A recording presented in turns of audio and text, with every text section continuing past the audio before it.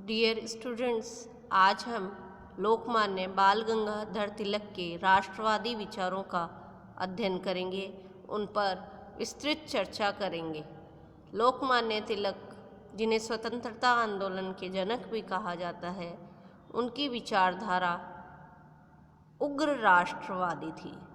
उन्होंने उदारवादियों की तरह प्रार्थना पत्र, स्मृति पत्र और प्रतिनिधि मंडल के मार्ग को नहीं अपनाया, बल्कि उन्होंने उग्र राष्ट्रवाद के साधनों को अपनाया। उनके जो साधन थे वे थे स्वदेशी, बहिष्कार, स्वराज्य और राष्ट्रीय शिक्षा। वे उग्र राष्ट्रवादी विचारधारा के प्रबल समर्थक थे। अपने देश प्रेम और अथक प्रयत्नों के परिणाम स्वरूप बाल गंगाधर तिलक लोकमान्य कहलाए जाने लगे। उन्हें लोकमान्य की उपाधि दी गई और एक देवता के समान उनकी पूजा होने लगी। वे जहाँ कहीं भी जाते थे उन्हें सम्मान और स्वागत प्राप्त होता था। उन्होंने स्पष्ट रूप से कहा था कि मैं अपना जीवन अपने देश के नव जागरण के कार्य में लगाना चाहता हूँ। उनका जन्म 23 जुलाई 1856 को हुआ और उनका जो जीवन काल था वो 1856 से 1920 तक रहा।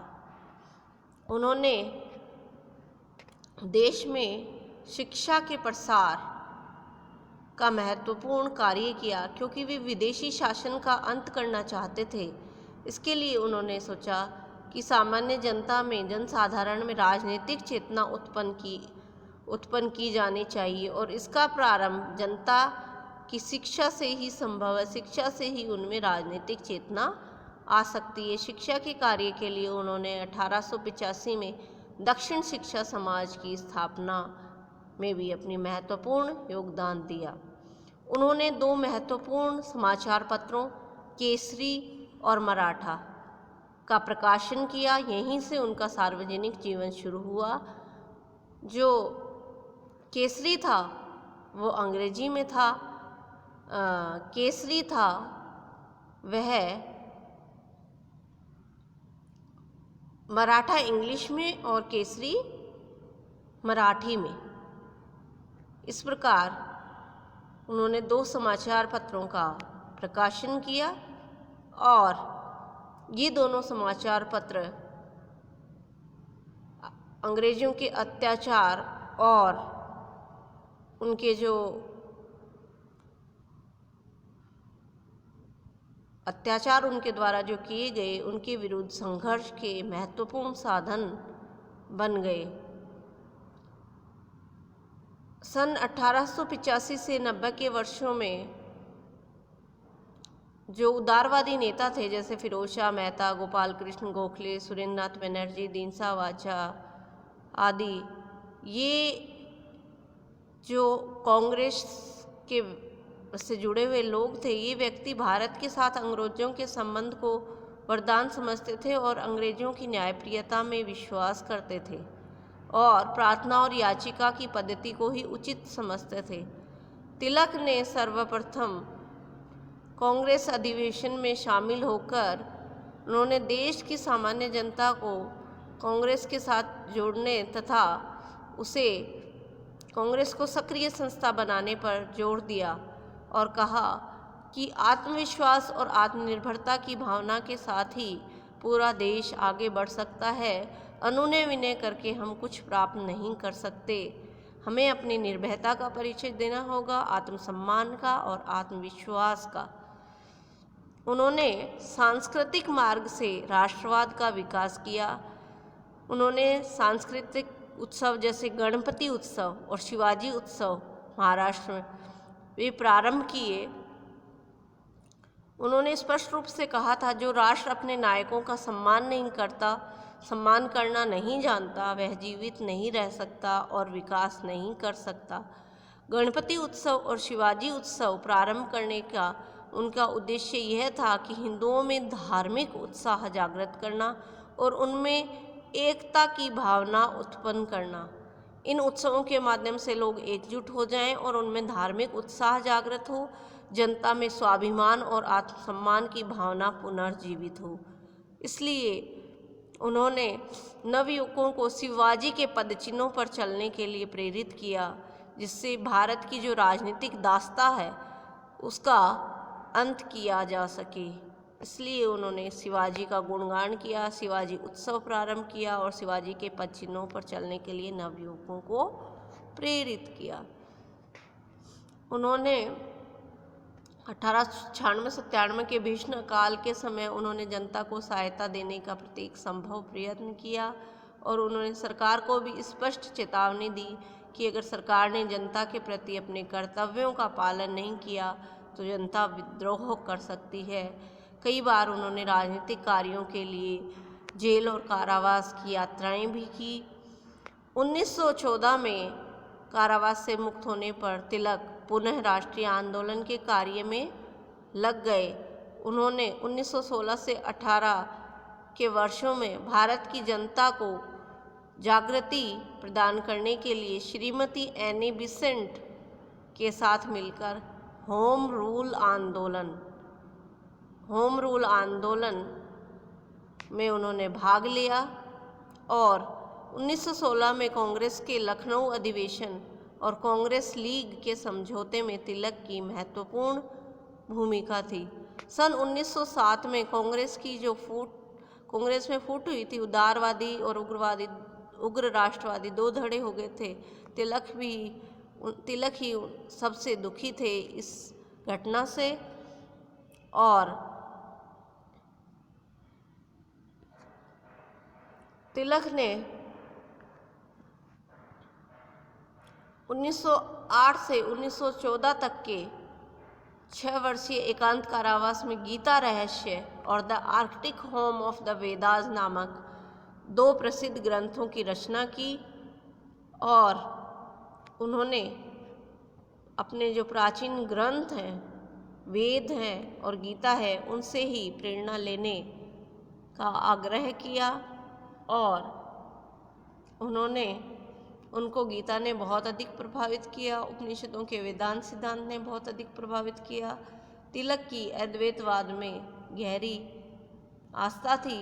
तिलक की जो समस्त जीवन यात्रा थी उसके जो प्रेरणा स्रोत थे वो थे भारतीय इतिहास और भारतीय संस्कृति।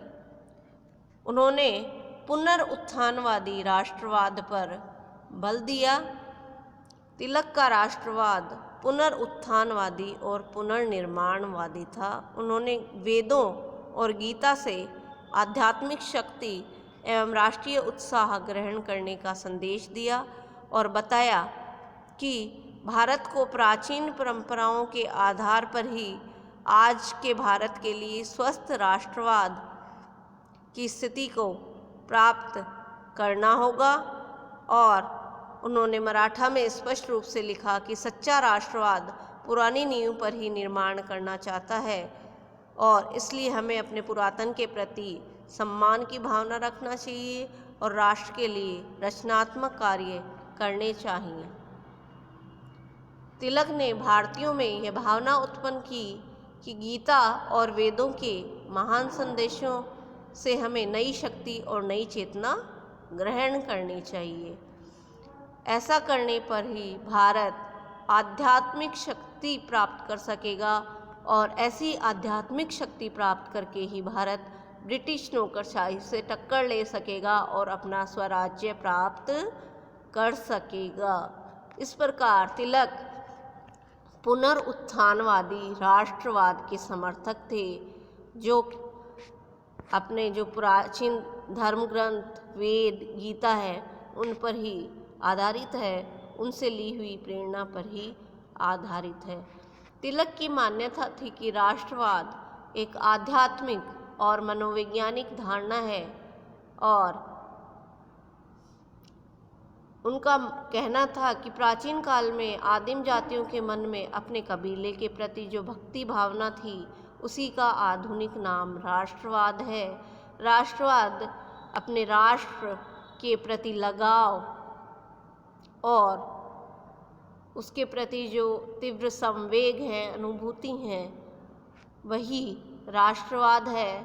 तिलक की मान्यता थी कि जो राष्ट्रवाद राष्ट्रीय एकता पर आधारित होता है वही सच्चा और स्वस्थ राष्ट्रवाद है। तिलक का मानना था कि विभिन्न विचारधाराओं, जातीय भेदों और जो अस्वस्थ मतांतर हैं आदि के परिणाम स्वरूप देश में राष्ट्रीयता की भावना उस तीव्र गति से नहीं पनप पाती जिस तेजी से यह समान भाषा, समान धर्म और समान संस्कृति वाले देश में पनप सकती है। यही कारण था कि तिलक ने भारत की राष्ट्रीय एकता के लिए मनोवैज्ञानिक और आध्यात्मिक तत्वों पर अत्यधिक बल दिया और उन्होंने स्पष्ट रूप से कहा राष्ट्रवाद एक आध्यात्मिक और मनोवैज्ञानिक धारणा है। उनका जो राष्ट्रवाद था वो पुनरुत्थानवादी राष्ट्र था जो कि गीता और वेदों और उपनिषदों से ली गई प्रेरणा पर आधारित था। और ये आध्यात्मिक तत्व भारत में प्राचीन काल से ही विद्यमान थे और अब उन्हें पुनः जगाने और संगठित करने की आवश्यकता थी। यह कार्य किया शिरोमणि उग्र राष्ट्रवादी नेता तिलक ने। तिलक के प्रत्येक कार्य और प्रत्येक भाषण में एकता की भावना सर्वोपरि थी।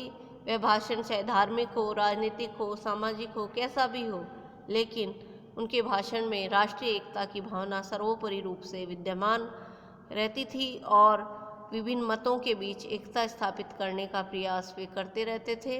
उनका स्पष्ट मानना था कि जब तक हम में आपस में भेद है और हम विभाजित हैं, हम आपस में एकता अनुभव नहीं कर सकते, तब तक हम हिंदुओं के रूप में आगे नहीं बढ़ सकते और अंग्रेज़ों से टक्कर नहीं ले सकते और स्वराज्य प्राप्त नहीं कर सकते।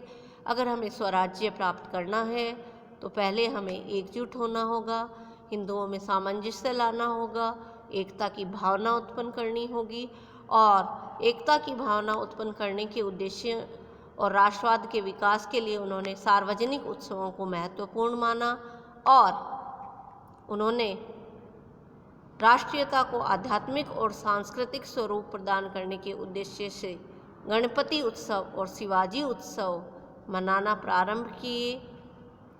राष्ट्रीय उत्सव है, राष्ट्रगान है, राष्ट्रीय ध्वज है आदि देशवासियों के भावों में और संवेगों में तीव्रता लाते हैं, उन्हें सुप्त नहीं होने देते। इससे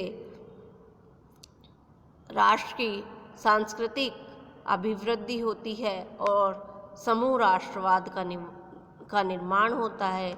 इस एकजुटता की भावना को लाने के लिए तिलक ने गणपति उत्सव और शिवाजी उत्सव मनाने प्रारंभ किए ताकि लोगों में सांस्कृतिक एकता, एकजुटता और भाईचारे का भाव आए और वे एकजुट होकर भारतीय राष्ट्र के लिए महत्वपूर्ण कार्य कर सकें और अंग्रेज़ों को उससे टक्कर ले सकें और स्वराज्य प्राप्त करने में अपना योगदान दे सकें।